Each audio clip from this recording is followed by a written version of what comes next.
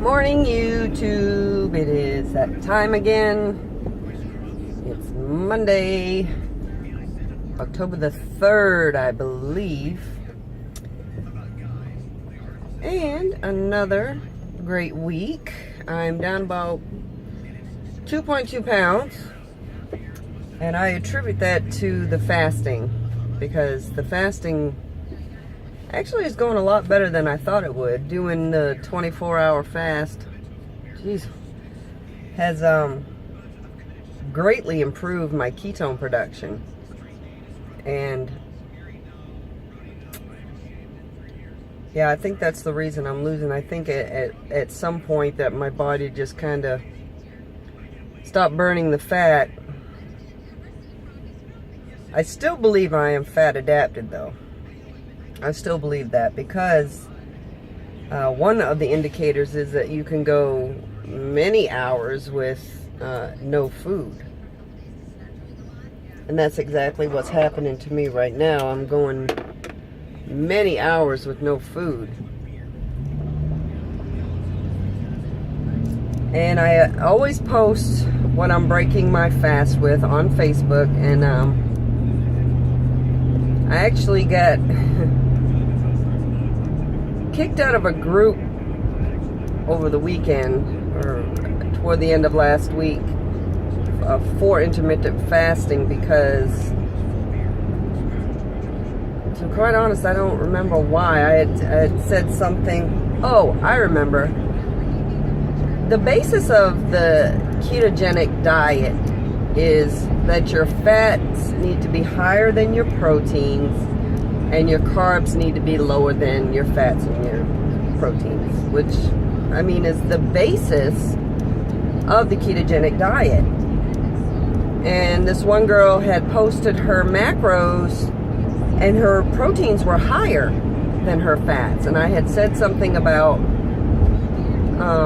no, your fats need to be higher, because the body doesn't necessarily use protein as a fuel. Protein is for muscle building. The only thing that the body uses for fuel are either glucose, carbs, or fat. And one of the admins had come on and said, we don't promote that lower protein. And my protein, I try to keep 70 or below.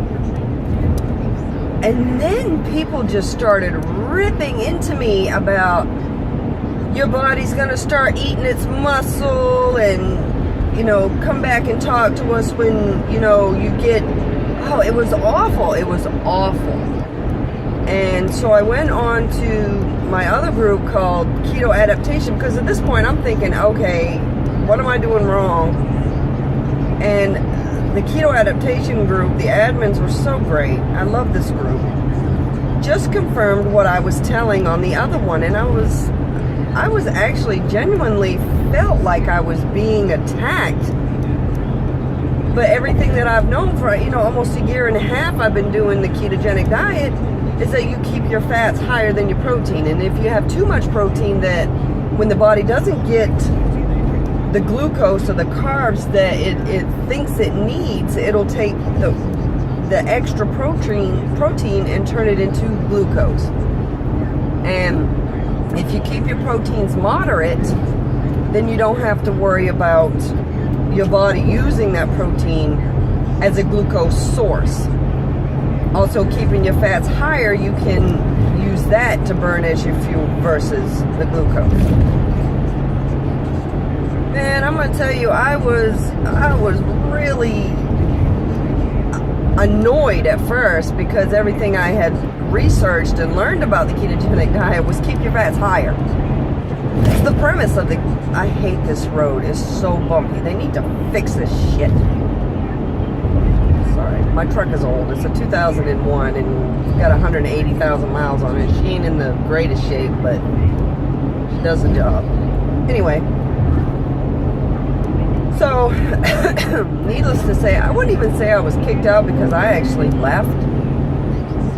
And on the post that was being talked on, admins turned off the comments for it, so I couldn't even respond. I couldn't even defend myself or respond to these posts. And I was like, all right, I'll get the last word.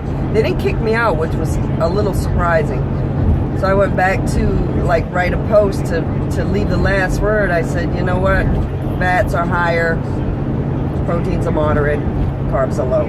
Peace. And I left. And I just don't understand the people that preach this stuff will say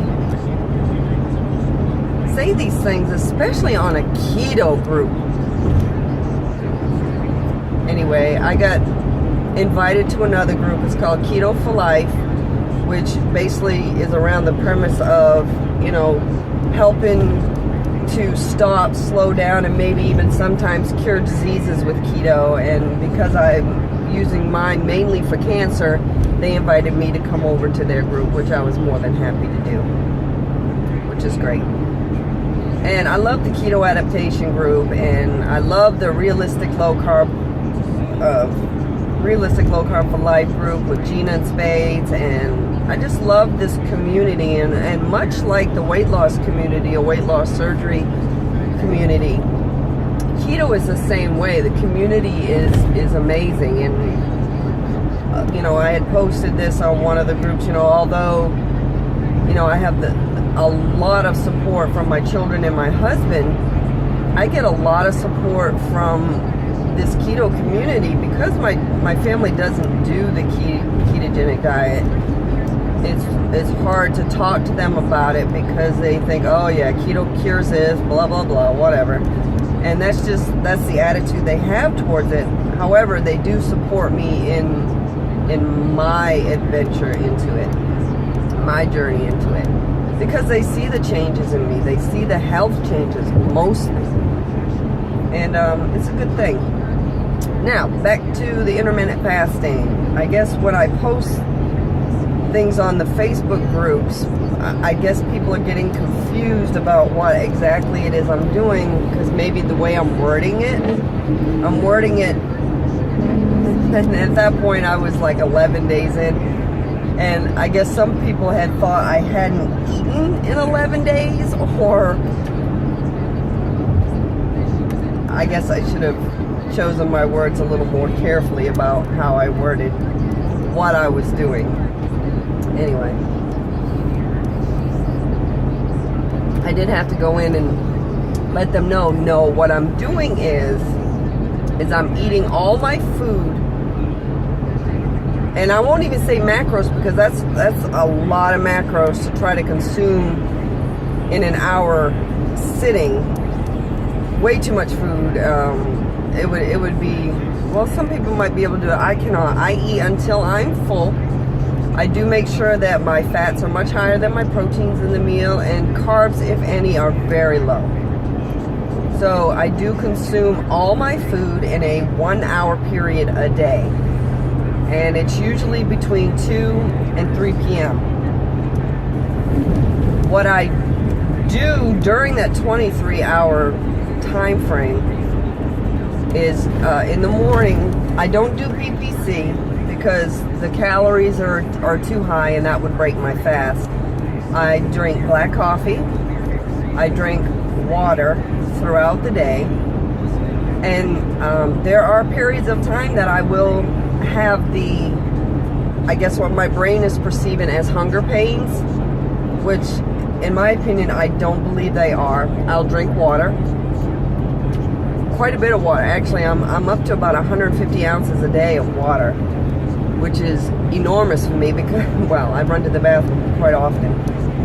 But I know that what I'm doing is I'm flushing all the inflammation, if I have any. I'm flushing all the fluid buildup that's in my system by drinking this amount of water. Look, if you're going to be in the acceleration lane, either accelerate or get the hell out of the way. I hate people that do this. Move. Alright. So, I'm up to about 160 ounces of water a day. I drink 5 of these. These are 32 ounces. And that I'll do, if I start to feel the hunger, I will drink some water, quite a bit, probably about half of that, about 16 ounces. And then I'll wait 15 minutes.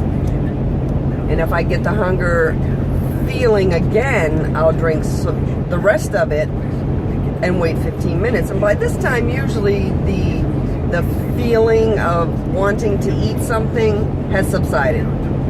And I can usually go several more hours after that. So that's what I've been doing for about, I think today marks 15 days. I've been doing that for about 15 days.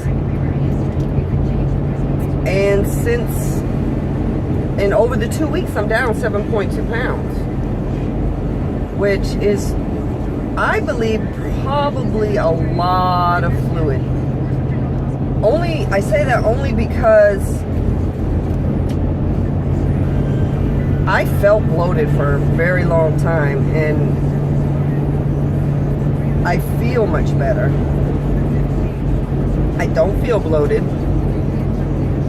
Excuse me, I just burped. I haven't even eaten anything. Maybe it's just the acid on my belly. I don't know.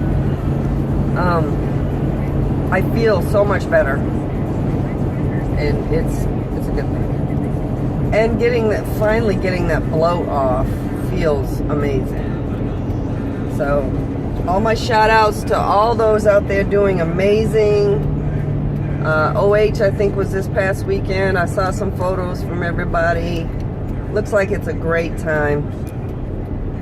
I don't know if that is just limited to people who have weight loss surgery, but I don't know. I think that weight loss is weight loss, regardless of how you do it. Pretty proud of myself. I'm about 75 pounds down, and I'm pretty proud of that. I'm enjoying this way of eating, and it comes so naturally now. So, all right, guys, I am 12 minutes in. I'm going to let you go. I'm almost at the campus, and again, 7.2 pounds down in 2 weeks, and I am thrilled. So, love you guys. I will see you next week.